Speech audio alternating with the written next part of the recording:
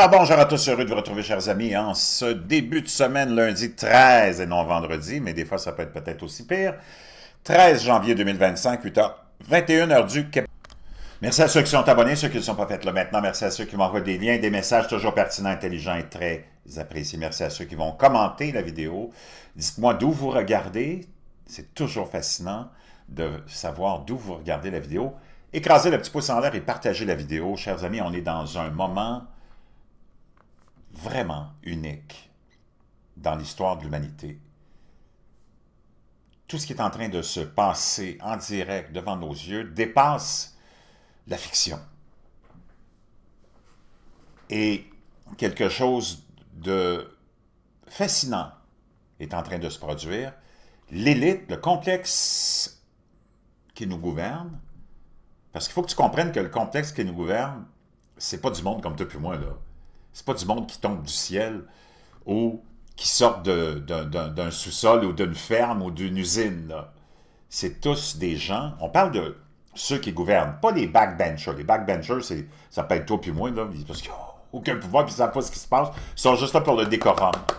Comme des phoques dans un aquarium ou un spectacle d'aquarium ou de cirque. Tu sais, mais rien d'autre. Ces gens-là n'ont aucun pouvoir. Ils vont profiter naturellement du fait d'être là. Ils vont avoir un salaire, une pension, vont embaucher les amis, la famille dans des petits postes administratifs de leur bureau de comté, et ainsi de suite. Ils vont donner des petits contrats à des amis.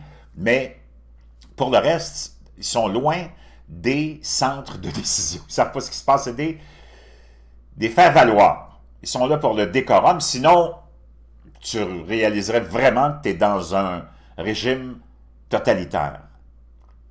OK? C'est la seule raison pour laquelle tous les pays ont un parlement. Ils ont tous le même modèle, avec 200, 300, 400 députés, dépendamment de la grosseur du pays. Mais c'est juste un écran de fumée. J'espère que vous n'êtes pas assez naïfs pour penser que ces gens-là sont vraiment de votre côté et vous représentent vraiment. OK? Si ce monde-là te représenterait vraiment, tu serais déjà au paradis. Il y a plein de choses qui sont en train de se faire exposer, surtout depuis l'achat par Elon Musk de Twitter qui est devenu X. La liberté d'expression, le droit de parole et d'exposer et d'amener les faits sur la table est revenu. Tu ne l'avais plus, ça. Tu avais tous les médias, d'abord sont tous corrompus, appartiennent à l'élite, et ont un seul et unique but, c'est de faire avancer l'agenda globaliste et mondialiste, ça tu le sais. Mais les réseaux sociaux ont un autre mandat, et tu dois comprendre que tous ces réseaux sociaux-là proviennent du secteur militaire au départ. Si tu prends Facebook, c'était un programme d'ARPA qui s'appelait LifeLog, je t'en ai déjà parlé. Et Google, c'est la même chose, sont tous issus du complexe militaro-industriel. Donc, tu peux comprendre ce qui se passe avec ça. Maintenant, quand Musk a acheté Twitter, on a ramené, comme je te dis, puis ça a fait vraiment l'effet d'un tsunami chez les dirigeants. Tu as vu, tous tes dirigeants se sont mis à trembler et à attaquer Elon Musk. Tu dois comprendre facilement que c'est parce qu'ils venaient de perdre leur outil ultime. Twitter, c'était l'outil ultime de la globosphère, si tu veux, des réseaux sociaux. C'est lui qui lançait tous les ballons, puis après ça, il était repris. Puis c'est lui qui lançait toutes les tendances, puis toutes les censures, puis tous les mouvements de censure du globalisme et du mondialisme. Et tu l'as vu surtout dans l'élection de 2020 et pendant la pandémie. Toute cette opération de censure de la part du gouvernement américain, mais de tous les autres gouvernements après, et de Facebook, et de YouTube, qui se sont mis tous à censurer. Nous autres, c'est pas tellement... Tu sais, tu as des gens très puissants qui sont tombés, comme David Icke, qui a fait fermer sa chaîne. Moi, à l'époque, j'étais un petit peu contre le fait qu'il s'expose trop, parce que je l'aime beaucoup, et peut-être que mon message à l'époque avait été mal compris, quand j'avais prévenu, mais je ne le connais pas, là. Il fallait marcher sur des œufs si tu voulais garder ta chaîne ouverte ou tes réseaux sociaux ouverts, en attendant que ça change.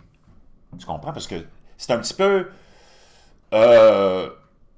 autodestructeur de te lancer quand tu sais que la plateforme va te fermer. ça te donne quoi? Tu veux prouver quoi? Tu n'es plus là. Tu ne sers plus à rien. Donc, c'était important de marcher sur des œufs. Et là, on a vu ça a changé parce que la population américaine a changé pour lancer un message clair, net et précis aux globalistes et aux mondialistes en réalisant Donald Trump. Et tu as vu maintenant, même Facebook est en train de changer son modèle et d'éliminer ce qu'on appelle le fact-checking. Parce que le fact-checking, c'est le contrôle de l'État, c'est le contrôle du globalisme et du mondialisme et du culte qui nous gouverne pour censurer tous ceux qui s'opposent à leur idéologie et à leur agenda. C'est que ça. Parce que le fact-checking est fait par ceux qui contrôlent. Donc, tu le sais que ça va être juste de la propagande, du mensonge et de la désinformation qu'on va utiliser pour te fact-checker puis te déplatformer après. Parce que c'est complètement tellement évident. Si on prend juste l'urgence climatique, tous les vrais scientifiques, ils ont tous été censurés, bannis. Les vrais scientifiques sont sur le terrain, les géologues, ceux qui disent, écoute, le changement climatique, c'est ça, il est là tous les jours, il est cyclique, puis le CO2 n'a rien à voir avec ça. Mais c'est sûr que tous ces gens-là ont été bannis. Mais je ne parle pas de gens comme toi puis moi, là. Moi, je ne suis pas un scientifique. On reprend des nouvelles parce qu'on est curieux, puis on fait avancer un discours, mais les vrais scientifiques ont été bannis. Pendant la COVID, les vrais docteurs, les vrais épidémiologistes ont été bannis. Ils ont été fact-checkés par qui? Par ceux qui te contrôlent. C'est comme, ça n'a pas de sens. Donc, Facebook qui dit, nous aussi, on va suivre le modèle de X, on va éliminer le fact-checking. C'est à toi de faire attention à ce que tu lis, là. Mais tu devrais être libre d'avoir accès à tous les aspects et toutes les informations. Et c'est ça qu'on est en train de vivre. C'est extraordinaire. D'ailleurs, c'est pour ça que tu vois que l'Angleterre, la France, Emmanuel Macron, Keir Starmer, je vais vous arriver à Keir Starmer, là, le premier ministre britannique du Labour Party, le Parti travailliste, dans lequel il n'y a aucun travailleur, là, et toute la corruption qui entoure ces gens-là, et tout le cover-up aussi du trafic sexuel d'enfants et de pédophilie, c'est complètement hallucinant. Ils veulent bannir Twitter ou X maintenant. Demande-toi pourquoi. Parce qu'ils sont sous attaque. Les globalistes, mondialistes, qui nous ont amenés dans le désastre, dans les méandres de la décadence et de la misère en Occident, ben, ils se font exposer. Et c'est pour ça qu'on veut absolument bannir X, parce que, mais là, Facebook aussi vont être peut-être même soumis à ça, parce que si Mark Zuckerberg, comme il l'a dit la semaine dernière, veut revenir à la base de la liberté d'expression, je peux te dire une chose, ils ne seront pas contents en Europe. Il ne faut pas que tu oublies que l'Europe occidentale, c'est le siège social de toutes les manigances et des opérations machiavéliques du monde entier. Pendant ce temps-là, on s'en vient avec l'Angleterre, tranquillement, pas vite, OK? Keir Starmer, je me demande comment il est arrivé au pouvoir avec une si grosse majorité. C'est complètement hallucinant. Ça a été tout monté de toutes pièces par, naturellement, le complexe médiatique britannique, qui est un des plus dégueulasses qu'il n'y a pas. Qui est Tulip Siddiq? Le premier ministre britannique Keir Starmer sous pression pour limoger la nièce de Sheikh Hasina. Ça, c'est Tulip Siddiq. Imagine-toi, tu es en Angleterre. Puis ça te démontre à quel point, quand je viens de te dire en introduction, que tous ceux qui sont à la tête des gouvernements, là, tous ceux qui sont les ministres, les premiers ministres, les présidents et tous les hauts fonctionnaires, naturellement, qui sont nommés par ce monde-là, c'est tout du monde qui sont choisis. Ils n'ont rien à voir avec le monde qui vit sur le plancher des vaches, comme toi puis moi, là. Tulip Siddiq, imagine-toi, c'est qui? Bon, tu vas le savoir. Le chef de l'opposition britannique, Kemi Badenoch, a appelé le gouvernement de Keir Starmer à limoger Siddiq. S'en prenant à Keir Starmer, Badenoch a déclaré que le premier ministre avait nommé son ami personnel ministre de la lutte contre la corruption, lui-même accusé de corruption. Donc, elle a été nommée ministre déléguée ou contre la lutte à la corruption en Angleterre, mais est elle-même sous enquête au Bangladesh, parce que tu vas comprendre pourquoi, pour corruption dans la transition, puis là, il y a toute une... Tu le sais, qu'est-ce qui arrive au Bangladesh, là, avec la politique? Le premier ministre britannique Keir Starmer est sous pression pour limoger la ministre du Travail de son gouvernement, Tulip Siddiq, à cause d'un scandale de corruption. Cette décision intervient après que le chef du gouvernement intérimaire du Bangladesh, Mohamed Yunus, a demandé une enquête sur les propriétés appartenant à Siddiq et à sa famille. Donc, elle ne vient pas d'une ferme, là, puis elle ne sort pas d'un sous-sol. Tulip Siddiq est la nièce de l'ancien premier ministre bangladais Sheikh Hasina, pardon. Yunus avait affirmé que Siddiq et sa famille auraient pu acquérir ses biens par des moyens illégaux pendant le mandat de sa tante à la tête du pays.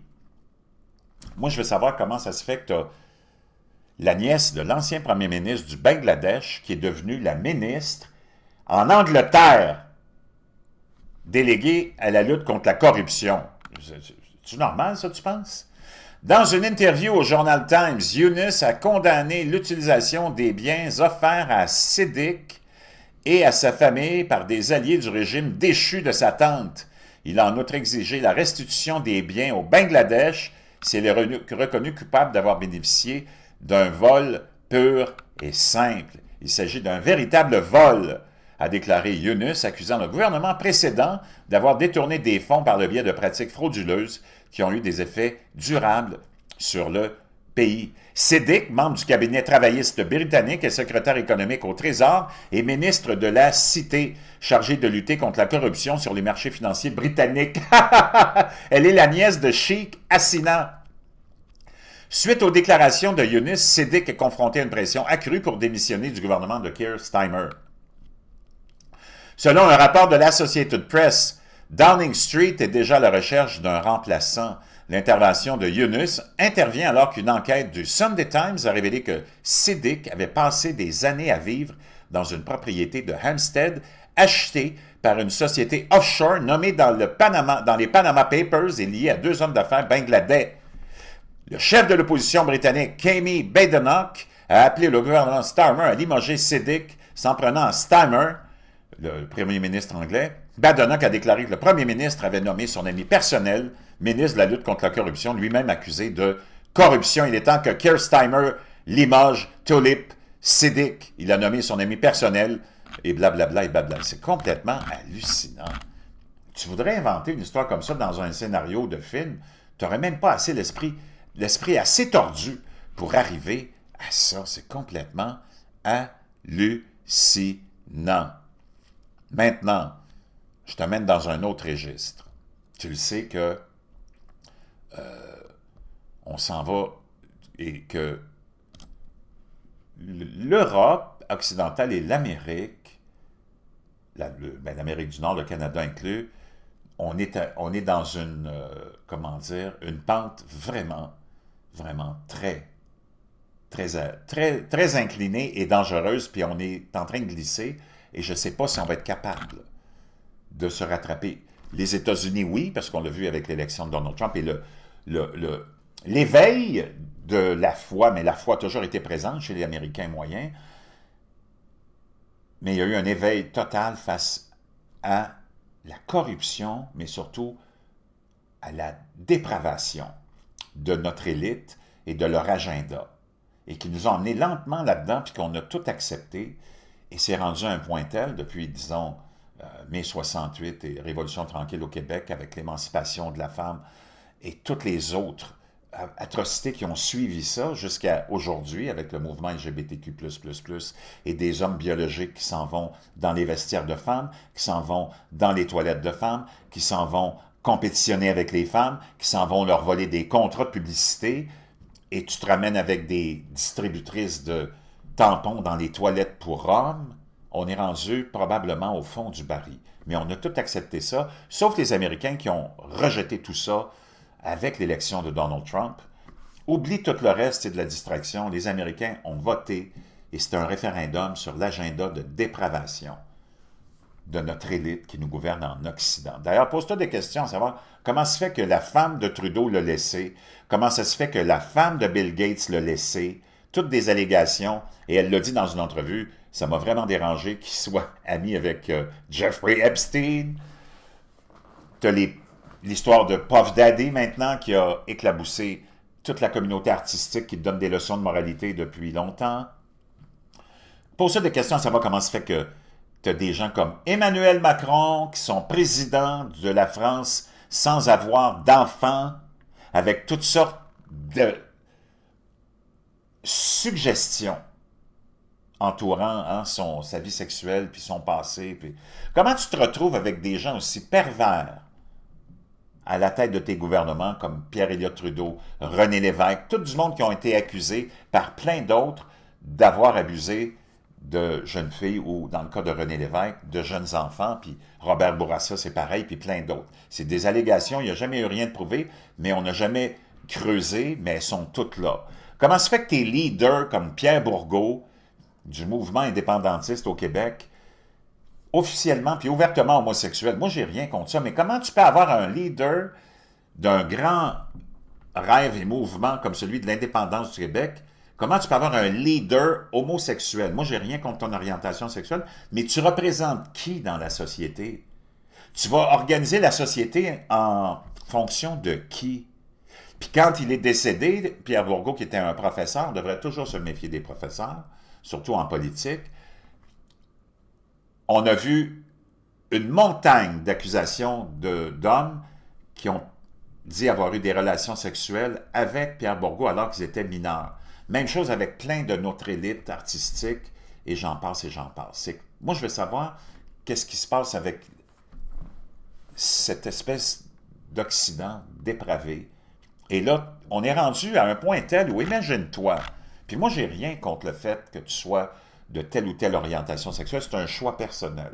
Moi, je défendrai toujours le choix personnel des gens de vivre la vie qu'ils veulent, mais c'est parce que cette dépravation-là, cette décadence-là, ou ce qu'on pourrait appeler cette déviation, va t'amener à plein d'autres choses. Parce que si tu normalises tout ça, tu te retrouves avec un cercle de trafic d'enfants hallucinant, puis c'est ça qu'on va aller voir. Imagine-toi que la personne que tu vois ici, en ce moment, son nom, c'est Carla Sofia Gascon, qui sera la première femme transgenre à être nommée pour le prix de la meilleure actrice aux Oscars qui s'en viennent. What? Quoi? Wow! Si elle est nommée aux Oscars, ce que la plupart des experts attendent de Hollywood, le siège social de la dépravation, Gascon est sur le point de devenir la première artiste transgenre à rapporter un Oscar. Elle a été, un seul a été nominé, bon, Elliot Page, whatever, mais il n'avait pas donné son identité sexuelle qu'après coup, là. Wow! Moi, je ne sais pas si c'est normal, ça. Je veux pas, mais mais d'après moi, c'est pas normal, tu comprends? Qu'un homme biologique, je trouve ça formidable qu'il vive sa vie, puis j'ai rien contre ça, puis même qu'il fasse un film, mais qu'il soit nommé dans la catégorie de meilleure actrice, puis il va aller prendre, s'il gagne le trophée qui devrait revenir à une femme. Il y a deux catégories, homme-femme, c'est pas pour rien. Dans le sport, il y a deux catégories, homme-femme, c'est pas pour rien, là. Si on ouvre la porte, on permet à des hommes biologiques qui, dans leur tête, veulent s'identifier en tant que femme parce qu'ils se sentent plus à l'aise pour vivre leur sexualité, identifier en tant que femme, parce que c'est ça qui est le but, ça en revient à ça, ben, je pense qu'on a un problème majeur comme société, là. Puis les femmes sont où? Wow! C'est pas possible, là. Hi. Gascon a déjà marqué l'histoire en remportant le prix de la meilleure actrice au Festival de Cannes l'année dernière. Qu'est-ce qui se passe avec l'Europe? Mais ça, c'est le complexe médiatique, artistique, qui est la grosse courroie de, comment dire, d'influence auprès des jeunes en Occident.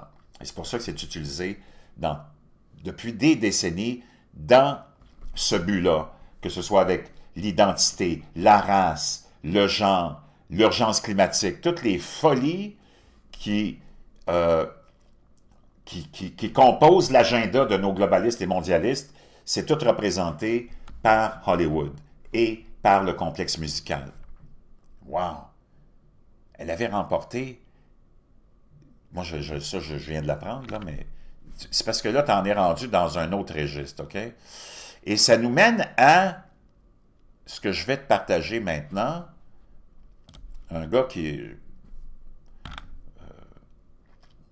m'a été partagé par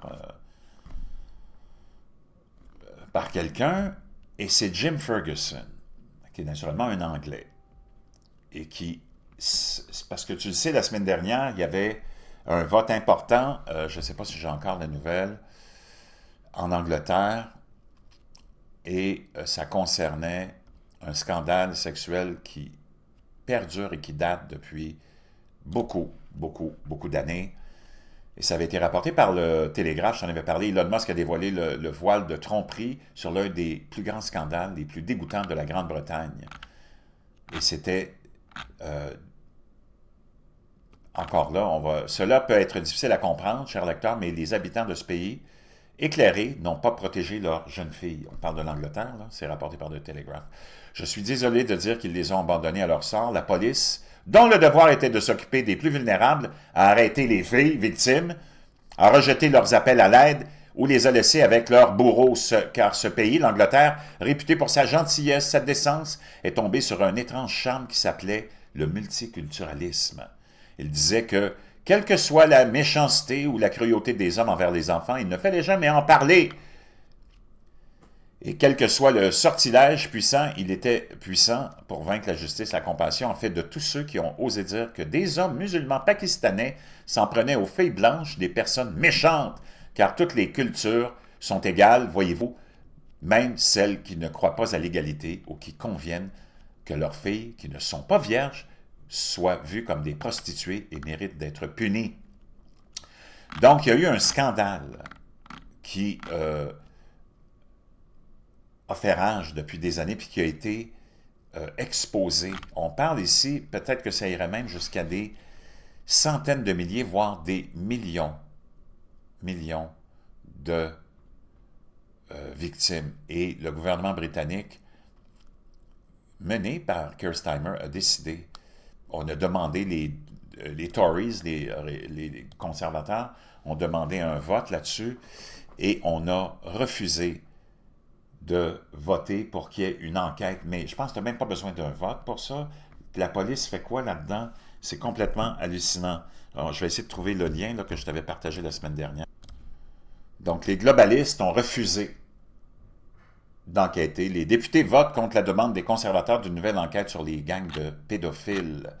Une tentative des conservateurs visant à obliger le gouvernement à mettre sur pied une enquête nationale sur les gangs de pédophiles a été rejetée par 364 voix contre 111. Wow! Complètement fou. Mais le premier ministre Keir Starmer a fait valoir que plusieurs enquêtes avaient déjà été menées sur des abus commis par des bandes d'hommes et qu'une nouvelle enquête ne ferait que retarder l'action souhaitée par les victimes. Quoi? Du cover-up, encore là, du cover-up. C'est complètement hallucinant. Wow!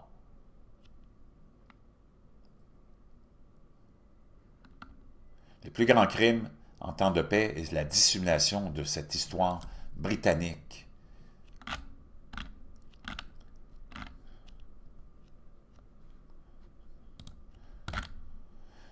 Le viol en Syrie de milliers de jeunes filles anglaises par des hommes d'origine musulmane pakistanaise, pour la plupart pendant plusieurs décennies, est le plus grand crime commis en temps de paix dans l'histoire de l'Europe moderne. Ce crime a duré de nombreuses années et il continue encore aujourd'hui, et la grande majorité des victimes n'ont toujours pas obtenu justice. Comment on peut abandonner nos enfants comme ça? C'est complètement hallucinant. Les globalistes, mondialistes en ont beaucoup sur la conscience, beaucoup. J'espère que s'il y en a qui nous écoutent en ce moment, qui nous regardent, que vous avez un miroir devant vous pour faire un examen de conscience sur tout ce que vous avez accepté et aussi les gens que vous avez élus et que vous avez protégés. Les gouvernements britanniques conservateurs comme travaillistes espéraient avoir enterré l'affaire après quelques poursuites symboliques dans les années 2010 et il semblait qu'ils y soient parvenus jusqu'à ce qu'Elon Musk lise certains documents judiciaires et exprime sur X son dégoût et sa perplexité à l'égard de ce scandale. La Grande-Bretagne est aujourd'hui humiliée devant le monde. La colère réprimée de l'opinion publique se manifeste sous forme de pétitions, d'appels à une enquête publique et de demandes de comptes. Le scandale bouleverse déjà la politique britannique. Il ne s'agit pas seulement de la nature odieuse des crimes commis, Il s'agit aussi du fait que tous les niveaux du système britannique sont impliqués dans cette dissimulation. Les travailleurs sociaux ont été réduits au silence par l'intimidation. La police locale a ignoré, excusé et même encouragé les violeurs pédophiles dans des dizaines de villes. Les hauts responsables de la police et du ministère de l'Intérieur ont délibérément évité toute action au nom du maintien de ce qu'ils appelaient le maintien des relations communautaires. Les conseillers municipaux et les députés ont rejeté les appels à l'aide des parents d'enfants violés. Des organisations caritatives, des ONG, des députés travaillistes ont accusé ceux qui ont évoqué le scandale. Ils les ont traités de racistes et d'islamophobes. Les médias ont pour la plupart ignoré ou minimisé l'histoire la plus importante de leur vie. Zélés dans leur manque de curiosité, une grande partie de l'élite médiatique britannique est restée enfermée dans la bulle de la politique de Westminster et de ses priorités égoïstes. Ils ont agi ainsi pour défendre un modèle de multiculturalisme qui a échoué, pour éviter de poser des questions difficiles sur les échecs de la politique d'immigration et d'assimilation. Ils ont agi ainsi parce qu'ils avaient peur d'être qualifiés de racistes et d'islamophobes. Ils ont agi ainsi parce que le snobisme de classe traditionnel des Britanniques s'est mêlé au nouveau snobisme du politiquement correct. C'est pourquoi personne ne sait précisément combien de milliers de jeunes filles ont été violées dans combien de villes à travers la Grande-Bretagne depuis les années 70. Ce que l'on sait, c'est que l'épicentre se trouvait dans les villes post-industrielles du Nord et des Midlands de l'Angleterre, où des immigrants venus du Pakistan et du Bangladesh se sont installés dans les années 60. Les habitants blancs affirment que les pratiques de manipulation sexuelle et les viols ont commencé peu après à Rotherham, la ville délabrée du Yorkshire, où le scandale a éclaté pour la première fois. La police et les conseillers municipaux locaux ont été informés des pratiques systématiques de manipulation sexuelle et d'abus sexuels dès 2001. Les premières condamnations n'ont eu lieu qu'en 2010, lorsque 5 hommes d'origine pakistanaise ont été emprisonnés pour de multiples délits sur des filles d'à peine 12 ans. Ces hommes ciblaient les filles les plus vulnérables, les pauvres, les orphelines, les enfants placés dans des foyers d'accueil, en leur offrant des bonbons, de la nourriture, des courses en taxi et de la drogue.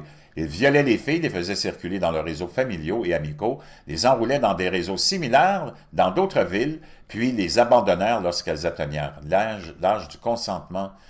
Ce schéma s'est reproduit dans pas moins de 50 villes à travers le pays, y compris la ville verdoyante d'Oxford et la ville libérale de Bristol. Une enquête menée en 2014 a estimé que 1400 filles avaient été violées en Syrie dans leur seule ville de Rotherham. Les détails sont établis sans l'ombre d'un doute dans le petit nombre de poursuites qui ont finalement été portées devant les tribunaux. Les souffrances décrites dans les documents judiciaires sont écœurantes à lire. Les filles ont été droguées, battues, sodomisées, violées collectivement, victimes de trafic et de torture. En 2006, à Oldham, une fillette de 12 ans, Sophie, est entrée dans un commissariat de police et a déclaré qu'elle venait d'être agressée sexuellement dans un cimetière par un homme nommé Ali. Un policier lui a dit de revenir avec un adulte quand elle serait sobre. 2 hommes l'ont abordée au commissariat. Rejoint par un troisième, ils l'ont violée dans leur voiture lorsqu'ils l'ont abandonnée dans la rue. Elle a demandé son chemin à un homme nommé Sawar Ali. Il l'a amenée chez lui, l'a violée et lui a donné de l'argent pour le trajet en bus pour qu'elle rentre chez elle. Un homme nommé Sakik Chowk-Raldry s'est arrêté dans sa voiture et a proposé de la ramener chez elle. Il l'a enlevée, il l'a amenée dans une maison lui et 4 autres hommes l'ont violée à plusieurs reprises. Plusieurs jeunes filles ont été aussi assassinées. À Manchester, en 2003, Victoria Agolia a été droguée et violée à plusieurs reprises avant de recevoir une dose mortelle d'héroïne à l'âge de 15 ans. Et ça continue comme ça, complètement hallucinant. Chers amis, je ne sais pas, mais wow, notre élite est exposée comme c'est pas possible. Et là, je t'emmène à ce bonhomme-là, Jim Ferguson. Et il expose sans cesse toutes sortes de... Et il est vraiment là-dessus. Et tu vois que le Parti travailliste, qui est les représentants majeurs du globalisme et du mondialisme, sont dans des... vraiment exposés. Et tu comprends pourquoi ils ont tous voté contre cette enquête-là, parce qu'ils sont tous... Il y en a plusieurs qui sont eux-mêmes pédophiles. Ian Rankin, militant du Parti travailliste et candidat au conseil municipal, a été emprisonné pour avoir en sa possession des vidéos contenant des abus sexuels sur des enfants parmi les plus ignobles. La police affirme qu'il s'agissait des pires vidéos pédophiles qu'elle avait jamais vues. Certains des enfants ont été violés alors qu'ils étaient attachés à des poteaux et à des poutres du plafond. La plupart des vidéos montraient des jeunes enfants attachés et sodomisés. La police a fait une descente au domicile de Rankin le jour même où il se présentait aux élections dans le quartier travailliste de Lambert. Le choc du jury du tribunal du shérif de Falkirk était palpable lorsque les détails des vidéos ont été révélés. L'accusation a expliqué que dans l'une des 45 vidéos, un enfant de 6 ans était attaché, battu et violé. Après avoir entendu les preuves, certains jurés ont fondu en larmes. En conséquence, Ian Rankin de Kilsyth Road, Aggs, Stirlingshire, a été immédiatement emprisonné par le shérif Andrew Murphy pendant 3 mois et inscrit au registre des délinquants sexuels pour un total de 7 ans. Wow! C'est pas possible. Et c'est plein. Une autre histoire, OK? Tu l'as ici, là?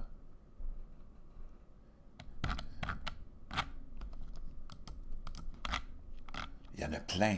Le gars, il fait que ça. Exposer tous ces gens-là. J'en avais plein de liens, là, j'essaie de les trouver, mais il publie beaucoup de choses. Mais complètement hallucinant. D'ailleurs, il y a quelque chose qui vient de se produire, encore là, en Angleterre, et c'est complètement répugnant. Deux autres petites choses que je vais te partager avant qu'on se quitte là, sur ce sujet-là. Puis encore là, ça vise personne, ça n'a rien à voir avec la religion. Naturellement, on sait que ce n'est pas tous les musulmans qui sont loin de là, qui sont comme ça, mais on parle de certains hommes, naturellement, qui ont certaines visions et cultures un peu bizarres, qui traitent les femmes comme ça. Je vais te montrer une vidéo, ça se passe aussi en Angleterre, d'un jeune homme qui se promène sur le quai du métro et qui frappe les femmes au visage en se promenant. Puis il y en a une, celle que tu vois ici, là, elle se fait complètement démolir. Puis il n'y a personne qui réagit, sauf 2 hommes après, ou 2, 3 hommes, qui décident de partir après l'individu. Mais avant d'aller voir ces images-là, la BBC nous apprenait, il y a 5 jours, que des hommes figurant sur la liste secrète pédophile des années 70 pouvaient encore travailler avec des jeunes enfants aujourd'hui. Une liste secrète de plus de 300 personnes appartenant à un réseau appelant publiquement à la légalisation des relations sexuelles avec des enfants a été remise à la BBC. Un petit nombre de personnes figurant sur la liste pourraient encore travailler ou avoir des contacts avec des enfants dans le cadre d'un travail rémunéré ou d'un bénévolat, a découvert la BBC. Ils étaient tous membres d'un groupe appelé Pedophile Information Exchange. La police métropolitaine disposait de cette liste depuis environ 20 ans. À partir de la fin des années 70, a déclaré une équipe de podcasts de BBC Radio 4, répartie sur plusieurs dizaines de pages, avec une page de couverture rose ajoutée par la police au début des années 80. La liste dactylographiée contient 316 noms, tous sauf une poignée d'hommes, la plupart avec des adresses à côté. Wow! Je peux te dire une chose, la plupart des membres de ce groupe-là étaient basés au Royaume-Uni, mais il existe également des informations sur des personnes vivant dans d'autres régions d'Europe occidentale, en Australie et aux États-Unis. C'est complètement hallucinant. On est dans un monde complètement dépravé. OK, regarde bien cette scène-là.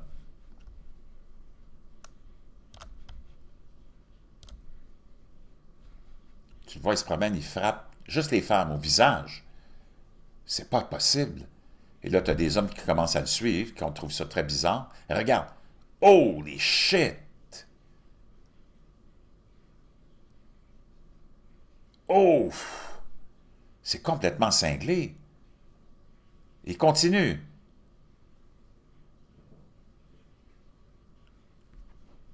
Wow! Chers amis, on n'est pas sorti de l'auberge avec les globalistes et les mondialistes. Réveillez-vous, chers amis. Arrêtez de voter pour les globalistes et les mondialistes.